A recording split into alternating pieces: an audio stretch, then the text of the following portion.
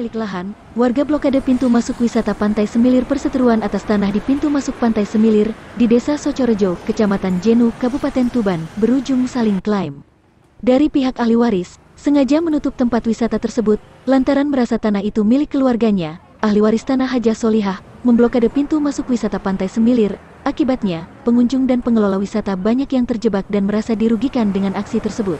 Aksi ahli waris ini bermula dari tanah yang digunakan sebagai pintu masuk wisata, hingga beberapa hektar ke timur dan barat itu diklaim milik Hajah Solihah. Warga tidak serta-merta menggelar aksi, namun dalam aksi blokade ini juga menunjukkan bukti jual beli tanah, sehingga Hajah Solihah dan ahli waris lain nekat menutup pintu masuk wisata tersebut. Selain menunjukkan bukti surat, para ahli waris pun mengaku jika hingga saat ini masih membayar pajak setiap tahunnya. Di tahun 2021 lalu, mereka membayar pajak senilai Rp4.178.000. Sementara Kepala Desa Socorejo, Zubas Arif Rahman Hakim mengatakan bahwa persoalan tanah ini sebenarnya sudah pernah dimediasi di tahun 2017 akhir atau tepatnya 2018 awal. Menurut Arif, secara status, tanah yang diklaim milik Ibu Roshidah juga belum jelas karena di dalam buku C Desa hanya tertulis sekitar 1,8 hektar. Akan tetapi keluarga ahli waris meminta dibuatkan sertifikat seluas 3 hektar, sementara dalam buku C Desa juga bukan atas nama Hajah Solihah, melainkan masih atas nama Subakir, sehingga pemerintah desa tidak berani memproses permintaan tersebut lebih lanjut. Sejak adanya konflik ini, pihak desa juga telah menyampaikan kepada keluarga Ibu Roshidah apabila merasa memiliki bukti yang kuat agar dilakukan gugatan ke pengadilan. Di pihak lain, pengelola wisata berharap kasus ini segera ada solusi, karena dampak dari aksi tersebut membuat para wisatawan putar balik dan berpengaruh pada penghasilan para pedagang di objek wisata itu dari Tuban.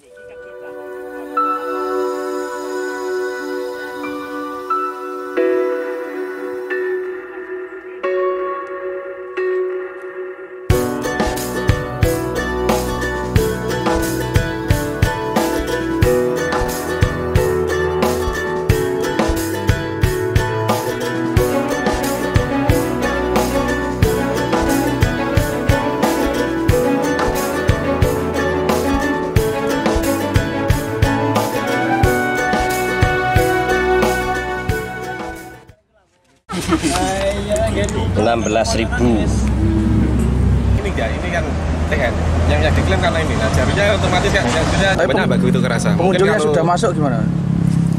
Ya mungkin nanti dimediasi Mas, bisa mungkin ini kalau pengunjung keluar ya ini dibuka lah. Tadi kok ada pengunjung Bali itu gimana?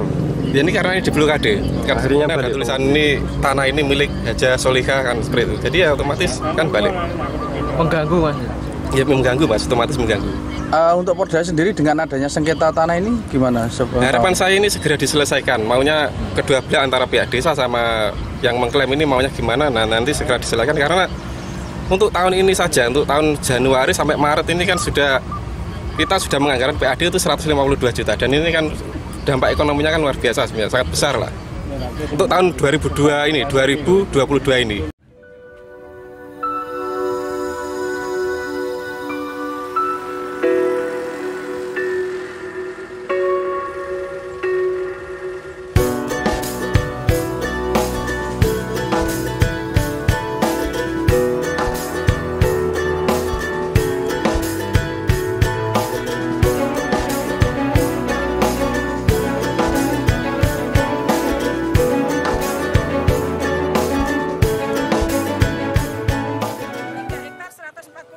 Pajaknya 4.900.000 berapa gitu loh. Berarti pajaknya masih berjalan Bu? Masih Mas sampai 21. Dengan dipakai ini Bu, pemberian ada nggak kompensasi? Nggak ada kompensasi, wong buat jalan aja nggak bilang sama yang punya rumah. Lah kok apa lagi kasih kompensasi? Boro-boro ngasih kompensasi, saya buat bayar pajak. Terus ini kenapa dilakukan penutupan ini Bu? Karena soalnya saya sudah itu Mas, sudah kesel, jengkel. Tidak, saya tunggu-tunggu tidak ada yang memberitahu saya. Sebelumnya sudah melakukan mediasi? Sudah berkali-kali tapi tidak ada titik temunya Mas. Maaf ya. Dari keluarga ini ya aslinya Mas tidak anarkis, tidak mau anarkis. Ini baru berontak Mas, saya dari keluarga menangis ditinggali orang tua. Tidak saya urus. Bagian mana Bu yang tanah? Mulai dari sana Mas, sampai situ. Pokoknya bayangkan. Kira-kira luas tanahnya berapa Bu? 3 hektar 140 Mas. Kalau untuk panjangnya Bu, panjang Panjang pantai sana 50 Mas. Kalau sini sampai 37,5 Mas. Selain penutupan tadi ada upaya lain? Dan memang secara status tanah yang hari ini diklaim miliknya Ibu Rosida itu juga belum jelas. Karena di dalam buku sedesa itu tertulis luasan tanahnya Ibu Rosida itu hanya sekitar 1,8 hektar. Nah, ketika Ibu Rosida minta dibuatkan sertifikat seluas 3 hektar, saya tidak berani Nah, dari mana saya ngambil tambahannya? Ya kan? Nah, itu sudah saya jelaskan. Dokumen di desa pun itu bukan atas nama Ibu Rosida, juga bukan atas nama Bu Haja Solika. Di buku sedesa itu masih tertulis Bapak Subakir. Ya, garis bawahnya ya, Bapak Subakir. Belum ada nama Ibu Solika di buku sedesa, itu belum ada. Terkait surat-surat yang dimiliki oleh keluarga Ibu Solika? Surat yang dimiliki oleh Ibu Solika itu surat jual beli yang direvisi, yang dibuat di tahun sekitar 98. Padahal kan pembelian aslinya itu kan jauh di tahun itu, jauh sekali. Dan sebelum kita putuskan untuk membuat pintu masuk di sini sudah kita musdeskan. Saksi mata, saksi sejarah mengatakan tidak sampai di sini batasnya.